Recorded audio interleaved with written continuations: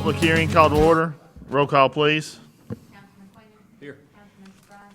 Councilman Harrell. Here. Councilman Gann. Here. Councilman Hatmaker. Here. Councilwoman Manis. Here. Mayor Burton. Here. The public hearings is on ordinance number 691. This is a fiscal year 2023, 2024 budget amendment. Anyone like to speak on that?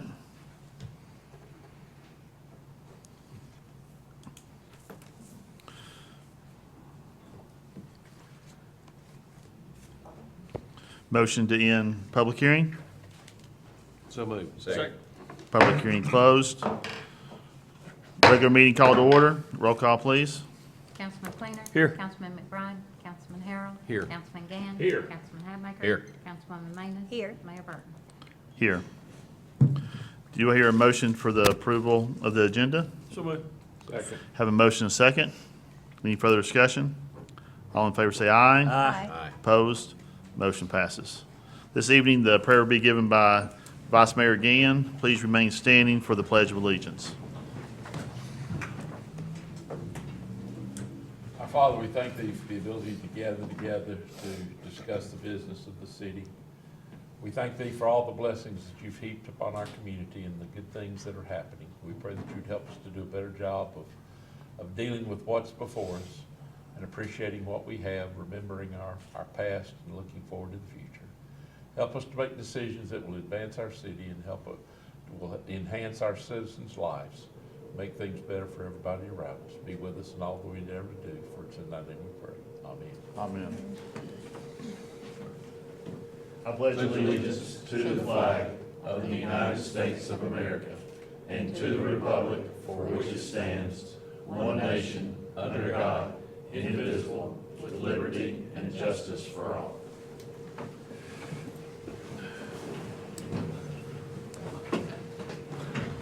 Thanks, Larry. Do we hear a motion for the review and approval of the minutes of the previous meeting dated July 29th, 2024? So moved. Second. Have a motion and a second. Any further discussion? All in favor say aye. Aye. Opposed? Motion passes. This time we'll be recognizing visitors and citizens.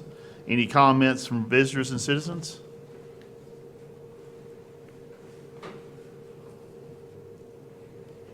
Any comments on the agenda items?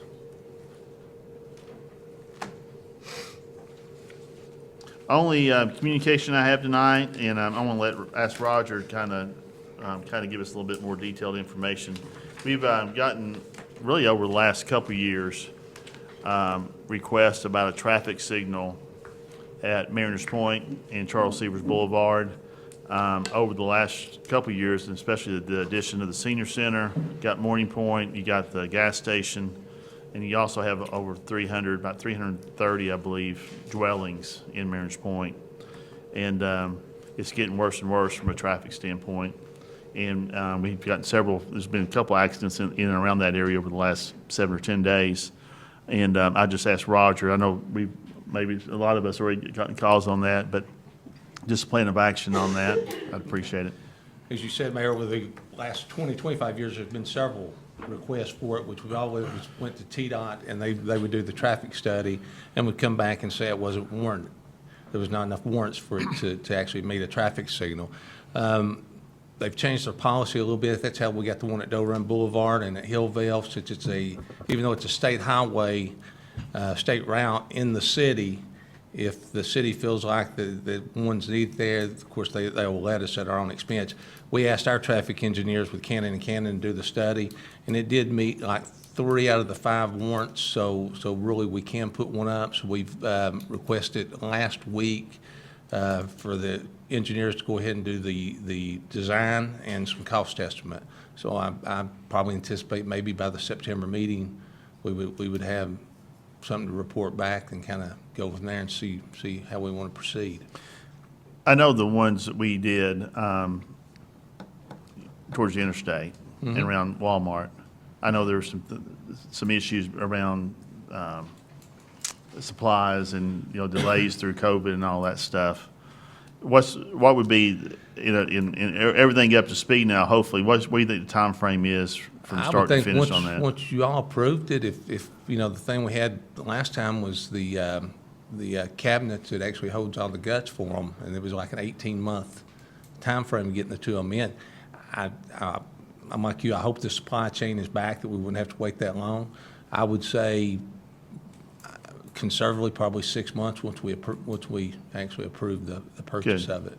Okay, good. And it'll be kind of similar to the ones up there. We've got away from the loops that we always used in the road, that we use a radar now that actually detects the cars. So if there was nobody coming out of Mariner Point Drive, it would pretty much keep green on the boulevard, letting traffic flow. And if somebody pulled up to either do a left-hand turn into Mariner Point Drive, we'd have a protected left turn. We'd give them an arrow, kind of like on down at Sunset. Or if somebody pulled up from Mariner Point Drive to get out on the boulevard, it would detect them, and it would turn it red on the boulevard, giving Mariner Point Drive the green.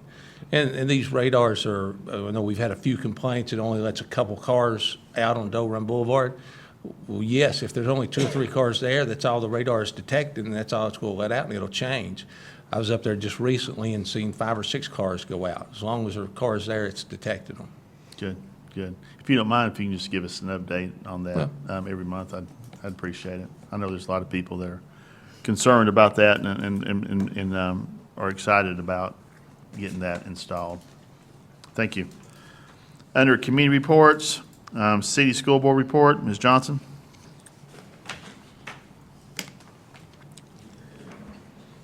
Good evening. Dwayne, would you like to stand up for a moment and display his fine shirt that he has worn to city council tonight?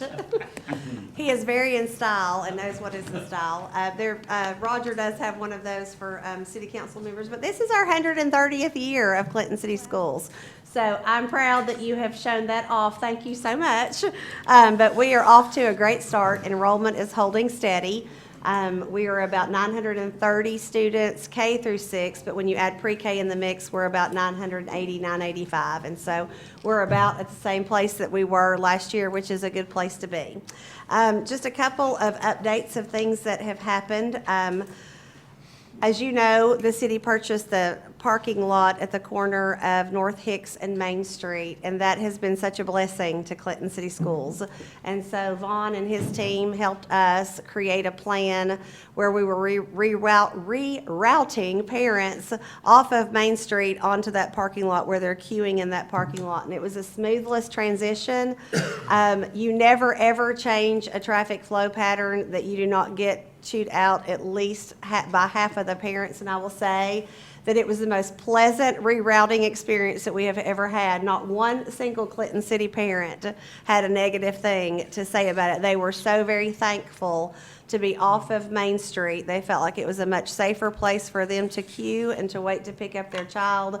Main Street stayed free, and so it has really solved a huge issue, not only for Clinton City Schools parents, but also for the community parents who were trying to get around them as they were waiting in the car line. So that has been a huge blessing and has gone very well, and I want to thank Clinton Police Department for helping us pull that off. Speaking of the police department, when Covenant shooting happened in Nashville, Governor Lee, as part of his public school safety plan, he hired a Homeland Security agent to work with each county across the state of Tennessee on school safety. And so we were assigned a Homeland Security agent that works with Clinton City, Anderson County, and Oak Ridge City, David Massengill, who actually is a former sheriff's department officer and had been a former SRO in Anderson County Schools. So he comes with lots of law enforcement experience and also school experience, and he knows all of our Clinton Police Department officers very well. And so they have been charged on putting each of the schools on a 3-year cycle where Homeland Security and then our local law enforcement and school officials sit and collaborate, and we conduct a school safety audit. And so David was in our system along with Clinton Police Department and school personnel in each of our 3 elementary schools last week. Those audits went very, very well. Lots of praises for the safety things that we have put into place. We don't always advertise those safety precautions, just because the more you put out there, the more bad people can try to find loopholes around those. But know that we have a lot of things in place for school safety, and Homeland Security and Clinton Police Department. We're pleased with the way that those worked out. And then last but not least, we are coming up on our very first midterm of the year, which is absolutely crazy for me to say. So we are finishing up our first month of school. We'll end Friday with our first in-service day for teacher training, and then of course Monday is Labor Day, so we are halfway through the first 9 weeks of school, as crazy as that sounds. So off to a great start. Any questions for me? Any questions for Kelly? And then Thanks, I Kelly. do believe you have a Budget amendment number 1. So, Get up here, Scott. Everybody should have in their board packet, budget amendment number 1. It is for insurance, $21,500. The majority of that goes to buildings and contents insurance, about $15,000. That is simply the increase in reinsurance rates that is coming to us from our insurer. Plus, we've had some additions, and they've trued everything up, so we're adequately insured at replacement costs. So I just reflected that in the budget amendment number 1. Hear approval for budget amendment number 1. So moved. Second. Motion is second. Any further discussion? Roll call, please. Councilman Quainer. Yes. Councilman McBride. Councilman Harrell. Yes. Councilman Gann. Yes. Councilman Hatmaker. Yes. Councilwoman Manis. yes. Mayor Burke. Yes, budget amendment number 1 passes. And everybody has in the board packet the June financial statements. We've wrapped up our year. If there's any questions about that, I'll just point out some highlights, if that's okay. We ended 23 with a $5.7 million fund balance. We're going to have another $1.25 million in surplus to roll into that fund balance. So we should wind up with about a $7 million fund balance at the end of '24. The surplus this year was intentional. Half of it is for some delayed capital projects, the auditorium being the largest, and the Clinton Elementary playground. The other half of that surplus is some federal money that expired in 2024, and we've built up a fund balance to continue those programs for the next 3 years. So just because the funding stopped doesn't mean we have to stop doing the work. The surplus was intentional. Federal projects is a reimbursement. We spend it, we get reimbursed. Cafeteria fund, we had a $360,000 fund balance in the cafeteria fund, and we'll roll in another $80,000 this year for that. And that helps us defray some of the big costs for equipment that come every 4 or 5 years. We'll spend $30,000 or $40,000 on equipment. So, any questions? Any questions for Scott? Y'all, the vast majority of your all's debt is going to retire when ours retire. Is that correct? In about 20 months?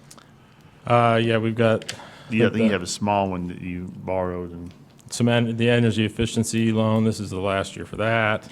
The West End addition, not the expansion, but the addition from many moons ago. I think we've got 5 years on that, which is great because we're still paying for stuff that we're replacing. And then the South Clinton, in 2012, we did some work there. The expansion on Clinton Elementary, we've got 6 years left on that. That was a 10-year note, 6 or 7 years. And we paid cash for the South Clinton expansion, so we didn't borrow money for that. Okay, great. Appreciate it. Thanks, Scott. Thank you. Clinton Regional Planning Commission report. Vice Mayor Gann. The Board of Zoning Appeals and Clinton Regional Planning Commission met on August 12th. The Board of Zoning Appeals had 2 items. Applicant Mark Duval requesting a variance from section 6.1 of the zoning ordinance to reduce his front setback from 40 to 25 feet for property located at Frank L. Diggs Drive. Property zoned M2. And based upon what was already existing and what he needed, that was approved. And then Frank Broidy requesting special exception to allow manufacturing for property located at 251 Highway Drive. That matter was deferred as no one was there to discuss it or to present that to the board. And then the Regional Planning Commission applicant Carol Scoggins requesting preliminary plat review and approval for property at 211 Jason Hovater Way. That was withdrawn at the request of the applicant.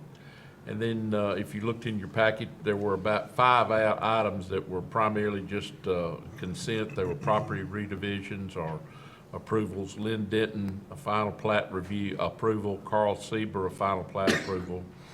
Mindy and Jeremy Horton, final plat approval. Mark Duval, preliminary PUD site plan. This is the one at Frank Diggs that we approved the variance for. John Davenport requesting final site plan for property at 115 Welcome Lane. And so these were primarily just matters of approval. The codes enforcement had done a great job of making sure all the signatures and approvals and everything were there. So it was a relatively easy meeting. Any questions? Any questions for Larry? Thanks, Larry. You have anything else out there? No, Green McAdoo is finishing up, I think, their concert series. Looking forward to Eugene Gallagher Scholarship banquet sometime probably in the spring. Great. Thank you. Shayla, do you have you want to say anything about ASAP? Sure. I'll put you on the agenda. I was ready just in case you called me out again. I'm never going to surprise you. We have International Overdose Awareness Day. I know I told you guys about that last month. That is actually this Thursday. We would love to have you guys come out and join us. That is going to be from 6 to 8 on Thursday at the Family Life Center at First Baptist Church here in Clinton. If you will please, if you're joining us, if you will please register for the event. It is free for you all and for the community. We are going to have Texas Roadhouse for free. We're having the governor's office come in and speak to us, as well as a panel. And so we're looking forward to having that event for our community. And we do have a banner remembering the 75 lives lost this past year. A small but mighty update is that we are in our 2nd year of our vaping class that got kicked off this past Saturday. We had a great first year of implementation with Anderson County, Oak Ridge school districts in partnership with Juvenile Court and the Anderson County Health Department. And so a few statistics that I will share with you is 12.9% increased parent perception of harm from this class.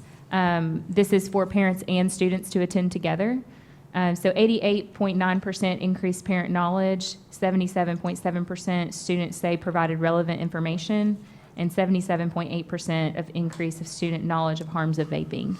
So we are excited to continue that class this year and provide students with increased knowledge around the harms of vaping, but also educate parents on what they can be looking for. A shocking thing for me was that we did have a 3rd and 4th grader attending this class this past Saturday. So it is getting as low as 3rd and 4th grade, and that is not something that I wanted to have to report, but it is the truth of what is going on.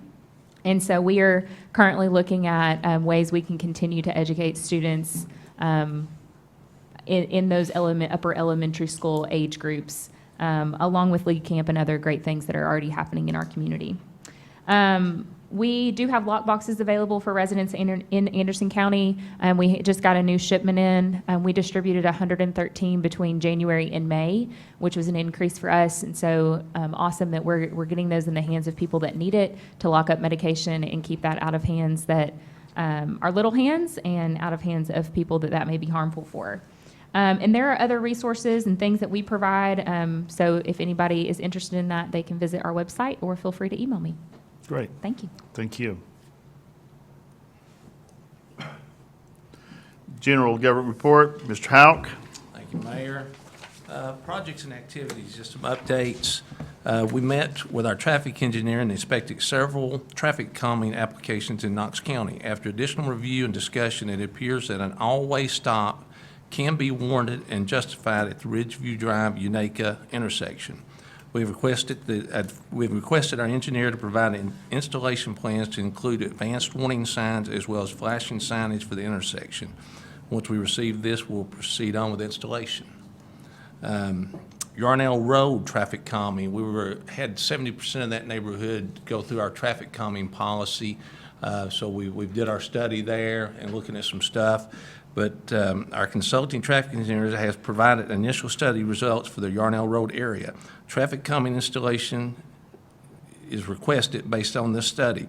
We have requested some additional information before we proceed with any recommendations.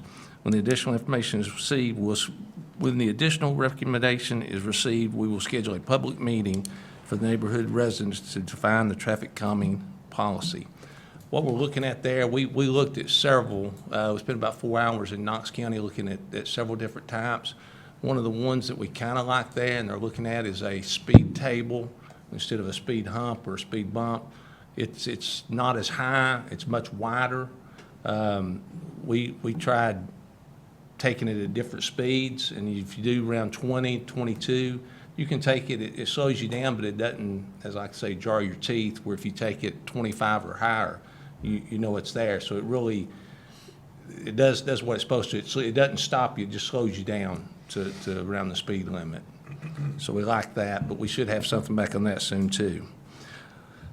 The Old National Guard Armory, we finally got our construction plans approved by the State Fire Marshal. So the East Tennessee Development District and our project architect will be completing the various required CDBG documents to complete the bid package. Once this is done, we'll advertise for bid, and hopefully that'll be sometime in the next probably 4 to 6 weeks.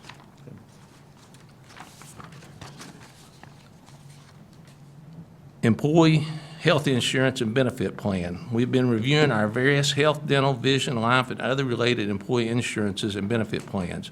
We've also met with several different brokers to review our options for plan renewals and plan administrations.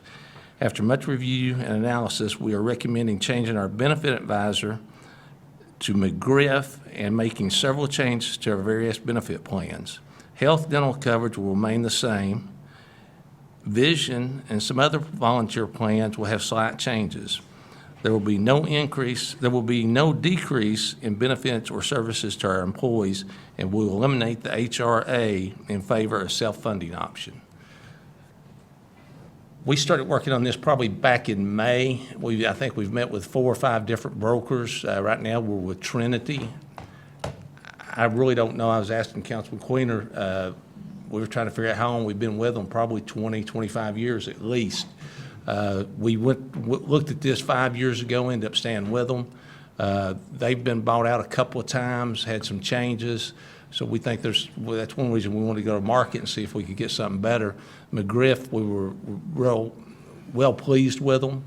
Also, they came in with some recommendations on going self-funded. We'll stay with Blue Cross Blue Shield, and our health policy will stay the same. The employee will see no different. We're in the S plan. If you want to do the buy-up to the P plan, an employee can do that. It's $75, $80, $90 a month. I'm not sure what it is exactly, but that benefit will stay the same. The big thing they will see, right now we have the HRA, which is very confusing. I don't think we've had a single doctor's office, hospital, clinic understand it, and it's always very hard to explain, especially to our employees. A lot of times they'll overpay, so we're doing away with the HRA completely. That helped, but it just became a headache. So we're doing away with that, going self-insured. We will have a policy in case we have a huge claim that it'll kick into it where it wouldn't be on the city. And I think that's $1 million. If you have a claim over $1 million, that other policy would kick into place. Vision, we are recommending changing to Superior Vision. It's a little bit cheaper. It's only about $1,000 on renewal cheaper, but a lot better benefit. Right now, the employee only gets once a year, can either get contacts or glasses. Under this plan, they'd be able to get both. They'd be able to get contacts and lenses. So it's a little better plan. Delta Dental, no change there. And Jim McBride was supposed to be here tonight to help me with this one. We are looking, right now, we have our pharmacy with Blue Cross Blue Shield, our drug card. We're looking at changing to, well, where is it? Varsidity, is that correct? That sounds right. Which is a little bit, quite a bit savings, but also should be a lot better plan. I actually was, because it gets complicated, and Jim actually sat in on a 2-hour Zoom meeting with us 2 weeks ago, and Jim asked some very good questions, which that's his business, and he thought it would be okay that we change to there. I think it's going to be a better benefit too. Some of our volunteer stuff that we offer to the employees, some of them will change. That's something that really doesn't cost the city, or we have to vote on that. But we would like to make these recommendations for our renewal. How would that motion sound like? You just want somebody so move on the motion I don't know if I heard a specific motion. We talked about a lot of stuff. You haven't gave a motion yet. I know, but how would you like that motion to be? Just how it's After much highlighted review, there? recommend changing our benefit advisor plan administrator to McGriff and making the requested changes to our various benefits. Hear a motion to approve? Second. Motion and a second. Any further discussion?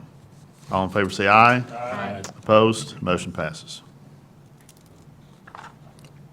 Finance, I'll defer to Chris. All right. Thank you, Roger. First month of the fiscal year was relatively quiet. No large capital expenditures yet, just normal operating expenditures. Revenues are on pace where they should be. We're at about $10.1 million in our total fund balance, including all of our assigned and committeds. In regards to local option sales tax, we were down about 0.5% from the same period last fiscal year, which equates to about $3,000, a little less than $3,000 total, with a number of $460,775 for last month. So that completes the 12 months we track. So we have a 12-month number to give you, and it was 4.3% over the same 12-month, the same period a year ago. So again, up in local option sales tax, so that's a good thing.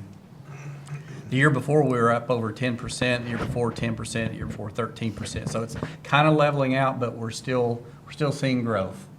I will say just quickly, we did receive a letter from the state that said that we had one of our larger taxpayers, which they were being anonymous about it. We'll find out with a call to the state, but they did an appeal, and they won their appeal, and so a little over $200,000 was what they are being allowed to claw back. So we'll see that reduction. My first question was, was that big month we had back in the middle of the year where it was over 600,000? That actually was not it. So we're going to look into more of what happened there and who it was, and we'll share that with you as we're allowed to. A lot of that stuff is kind of secretive, but we can share with you. If it's not allowed publicly, we'll share it with you privately as your office holder. So I think that's all I got, unless you have any questions. Any questions for Chris? When they claw that back, what will be the percentage year-over-year increase?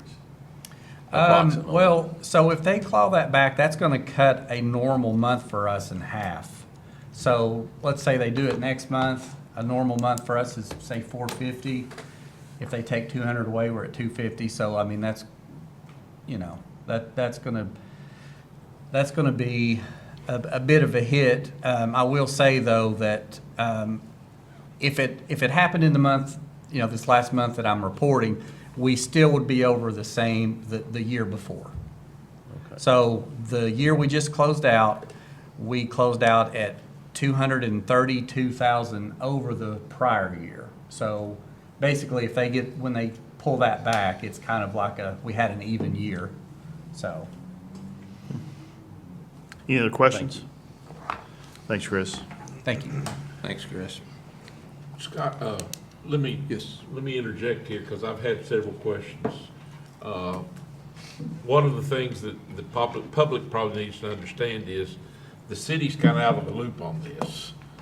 Merchants pay directly to the state, and then the state sends it to us. This is not something the city is involved in relegating tax funds or whatever.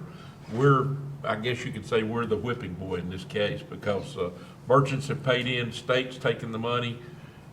They've decided they took in too much, but we're having to give back. So for the public knowledge, we didn't do anything wrong.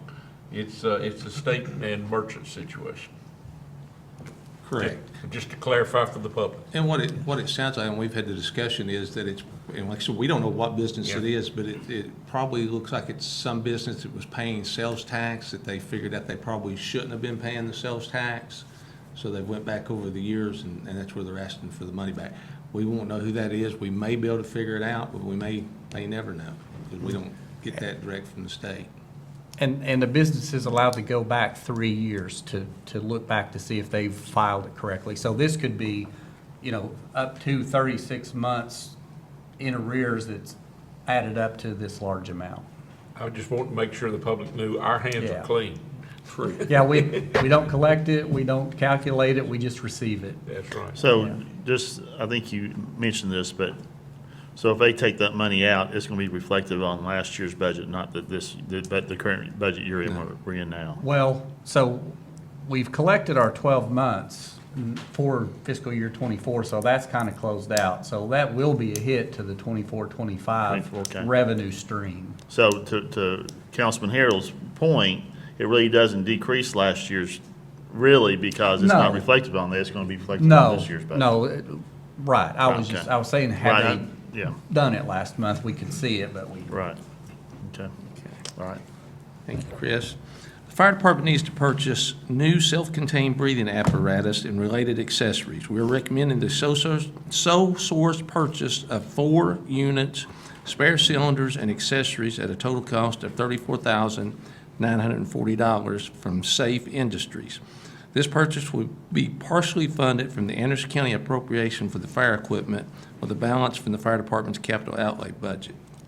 I think that amount was 30,000, so 30,000 of that was the county appropriation, so $4,940 would be coming from the city. So moved. Second. Have a motion and a second. Any further discussion? All in favor say aye. Aye. Opposed? Motion passes. That's all I have, Mayor. Any questions for Roger?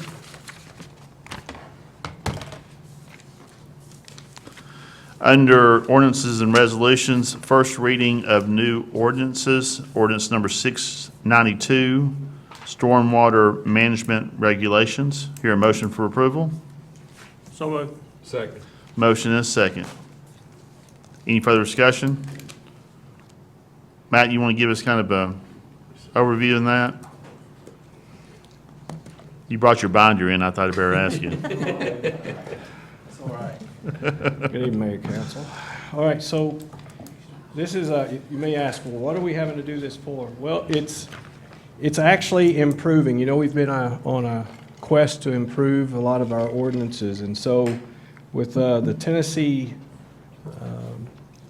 reduction of with the Tennessee law with MS4s, this new ordinance, proposed ordinance, is going to assist with a reduction of stormwater runoff methods, and it's going to actually match the MS4 permit language, so it's going to be streamlined there. The old ordinance had a lot of redundant definitions and sections, and this new ordinance removes that, and so it essentially reduced the number of pages from 30 to 20. We're at about 20 pages now. The old ordinance was additionally, it was very wordy and confusing to many of those that read it, so we attempted to reduce that wordiness. The old ordinance was very strong about the sinkhole languages, about sinkholes and language that contradicts current TDEC laws with regard to landfills and other sort of environmental impacts, as well as the new ordinance allows plan review staff to request geotechnical analysis specifically and other guidance for steep slope developments, which we didn't have before.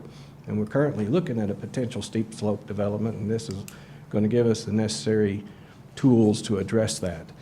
And of course, on September the 19th, we're going to have with the Jason Mann, our stormwater consultant, and myself, we're going to host a public meeting at the library from 12 to 1:30 on September 19th at the library. It's on everyone's welcome. It's ask questions. And then, of course, one key point to this particular ordinance is we've added the language to include our administrative hearing officer in the violation penalties and fines, which was not specifically called out in the previous ordinance. So it's further use of that particular tool that we now have. So that's essentially what we've done so far. Right. That's what this proposal is. Any questions for Matt? Thanks, Matt. All right. Any further discussion? Roll call, please. Councilman Quainer. Yes. Councilman McBride, Councilman Harrell. Yes. Councilman Gann. Yes. Councilman Hatmaker. Yes. Councilwoman Manis. Yes. Mayor Burton. Yes. Ordinance number 692 passes on first of two readings. Second and final readings of ordinances, ordinance number 691, fiscal year 2023, 2024, budget amendment. Hear a motion for approval? Second. Motion and second. Any further discussion? You want to just give us, for those watching, the Yeah, just- 15-second Cliff Note version? Sure. Just a reminder, I'll hit on the general fund. It was to increase our budget by 4.5 million, and that was, 99% of that was expenditures that we did in capital this year. So Okay. that came from our reserves that we had used and had been planned for. Great, thank you. Any further discussion? Roll call, please. Councilman Quainer. Yes. Councilman McBride, Councilman Harrell. Yes. Councilman Gann. Yes. Councilman Hatmaker. Yes. Councilwoman Manis. Yes. Mayor Burton. Yes, ordinance number 691 passes on the second and final reading. There's no adoption of resolutions. Any old business before us? Any new business? I have something. I just wanted to say thank you for what you're doing in South Clinton, because I drove through and it was a lot brighter. The lights look great, I so, think the lights, which CUB has been installing those, Public Works completed an extension of the sidewalk on Highway Drive Friday. So we have been getting some work done, and yeah, thank you. good deal. I do, it's probably been 3 years now. We were at I think it was a chamber event, and your husband, the first time I met him, came up and we started talking about that. And I said, I think it's a great idea. Yeah, and I know a lot of And- people have asked, it'd be nice to have brighter lights over Yeah, there. Well, yeah. you drive So- through now at night, you've got them. That's just a good example of, just public input is really important for us to, kind of do It is. things we need to do. And if we get any complaints, I'll give them Jonathan's number too. Yeah, give them So Jonathan's You gotta get the number. good with the bad, so. And FYI, I think right now it's just going to Yarnell, Phase 2, so they'll be taking it all the way to the city limits. No, it's all the way to the Is it city already limits. city limits Yeah, now? on the South Clinton side. Okay. Yeah, yeah. Good. Yeah, it looks good. Can't see it as much because I think there's a little more trees around those lights. It's not as bright as the middle part, so very nice. Anything else? Motion to adjourn? So moved. Means adjourn.